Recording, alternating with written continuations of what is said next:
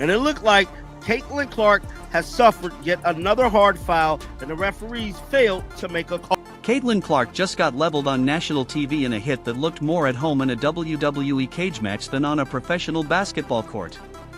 And once again, the refs watched it all unfold like they were spectators, not officials. You'd think the WNBA would want to protect its brightest young star, but apparently, that's low on the priority list. Either those refs were wearing Atlanta Dream jerseys under their stripes or their vision needs a serious tune-up. This wasn't a basketball game, it was a high-octane action flick with Clark cast as the hero, the scapegoat, and the bullseye. If you missed what went down in Atlanta, count yourself lucky. Caitlin Clark certainly wasn't. Biggest hurdles for Caitlin Clark at the Indiana Fever last season was the WNBA referees. Now, the front office made it their business to revamp the team, bring in more aggressive players to help them get further in the WNBA season and possibly win a WNBA championship. But before any of that stuff can even get done, we have to take a look at the misguided missile that can destroy everything this upcoming season, and that is the WNBA referees and this secret agenda. There was Caitlin Clark, basketball's walking highlight reel, with handles so smooth they should be trademarked, just out there doing what she does best, torching the Atlanta Dream. But then the game flipped from hoops to hardcore wrestling, and the officials just let it ride. Whatever playbook they were using clearly didn't come from the WNBA. It was a no rules, anything goes kind of night. The refs? Either daydreaming or deliberately blind. If you're sick of this nonsense like we are, sound off in the comments. We've had enough of the silence from the stripes. And another case of WNBA referees dropping the ball, not making the right calls when it comes to Caitlin Clark. Bruh, how we one game away for the start of the season and we have already Caitlin Clark getting fouled extremely hard. Look back at the referee like, damn. Imagine this, Caitlin Clark, fresh off a string of logo threes and no-look dimes, walks into the game poised to cook defenders like it's another Tuesday. But the Atlanta Dream weren't having it, they traded defense for demolition, launching her like it was a football scrimmage. And the refs? Stuck in loading mode like their brains were on dial-up. Clark didn't get brushed, she got launched. And the referees?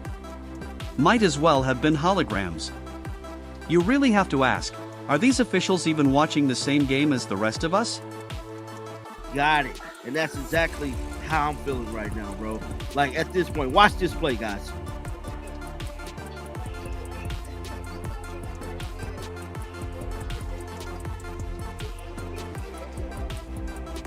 No call whatsoever. No call whatsoever. But they will call Caitlin Clark getting a technical. They will call Caitlin Clark getting a technical. Clark drove the lane, locked in on the basket, ready to finish a clean play.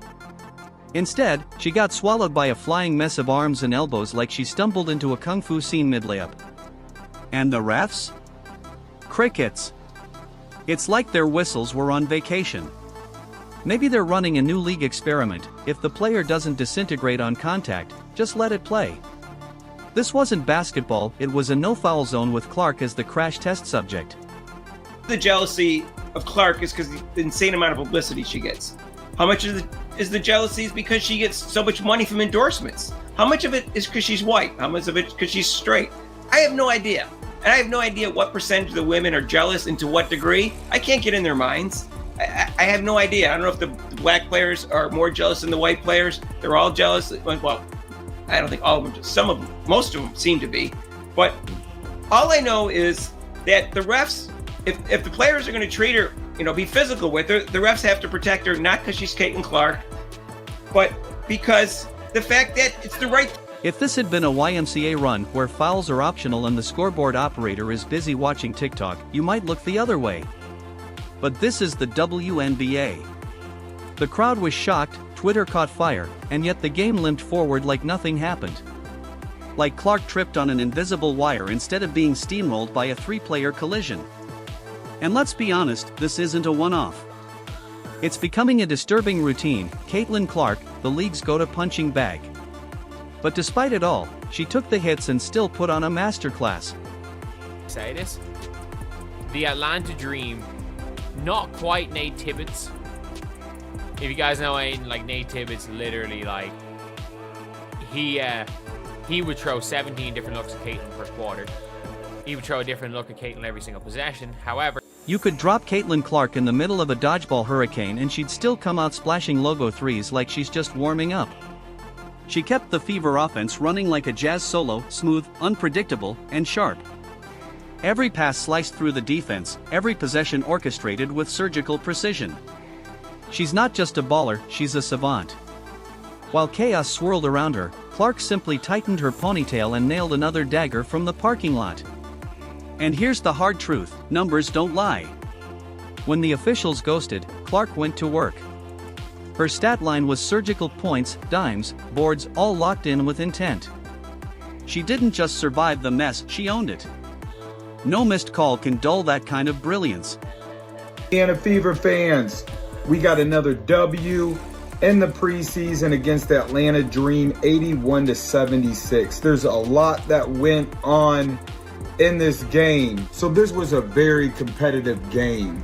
All the way through, they were given full court defense on Caitlin Clark. For the most part of the game, the starters did sit after 3.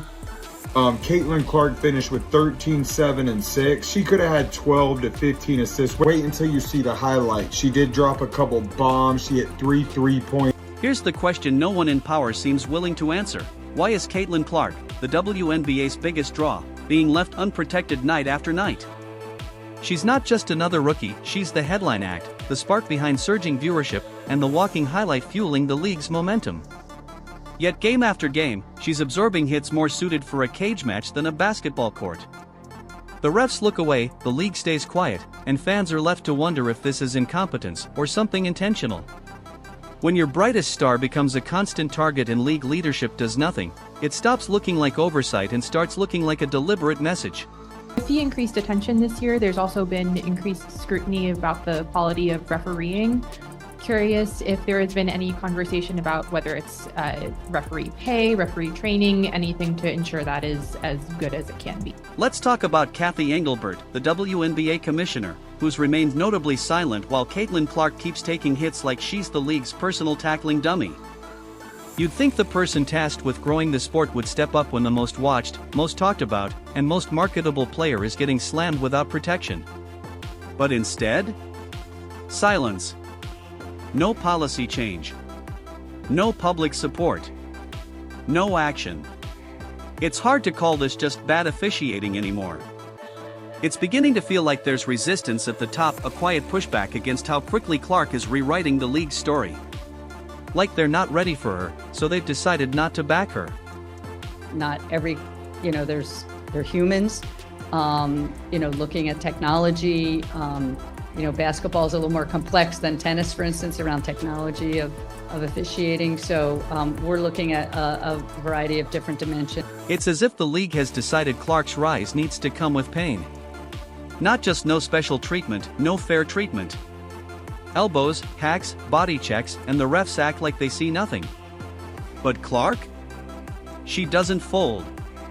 Every no-call, every cheap shot, every shrug from an official just seems to sharpen her edge.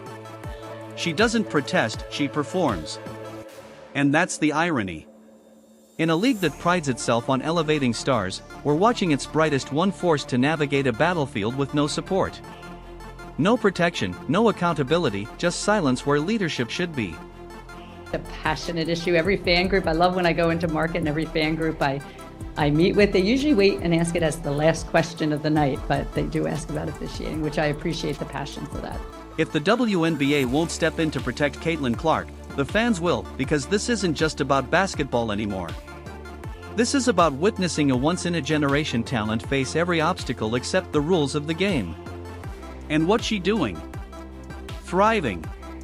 The officials, the Dream, and yes, Commissioner Engelbert, need to understand, this isn't just another rookie year.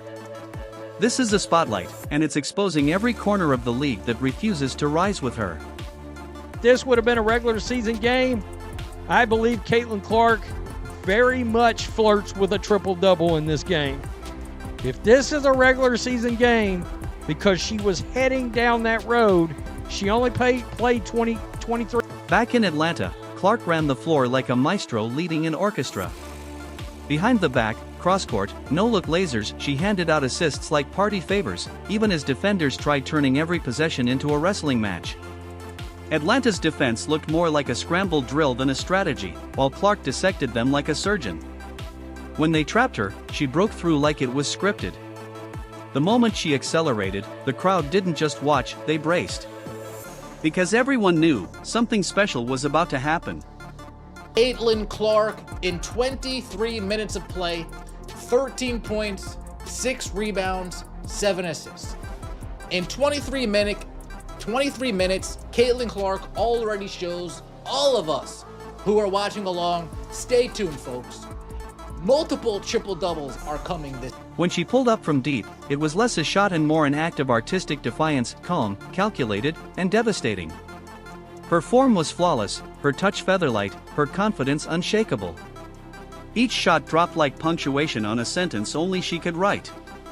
Meanwhile, the Dream's defense looked like they'd seen a ghost, motionless, mentally checked out, as if realizing they were mere footnotes in Clark's breakout story. They weren't defending a player, they were trying to contain a movement. And failing. You guys saw what I did in 23 minutes. Wait until I'm playing 30 plus. Wait until I'm playing 35 minutes. Wait until my chemistry with my teammates are all the way there. Wait until Stephanie White fine-tunes this offense around me a little bit more, tweak something here, tweak something there, and we get really into the swing of things. If you're a Caitlin Clark fan, an Indiana Fever fan, you got to be happy with what you're seeing from Caitlin Clark. And Clark didn't stop there. Her defensive instincts looked like she had built-in GPS and hawk-like vision. She read every screen, slid perfectly into passing lanes, and powered through contact like it was part of her warm-up. When Atlanta crashed the boards, Clark didn't just box out, they got boxed up and sent packing with a tracking number. Meanwhile, she absorbed more hits than a viral meme and stayed composed like her calm was welded on. By halftime, most players would be seeking medical attention or a lawyer. Clark? She came out smiling, ready to take on even more. And from where they're coming from when she does indeed hit them. You know, just comes off and cash. It's easy money from distance, right? And that's not the only play. She shot a bunch of it, and it's been the whole preseason where it looks to me like on her deepest. Let's circle back to the officiating, or rather, the glaring absence of it.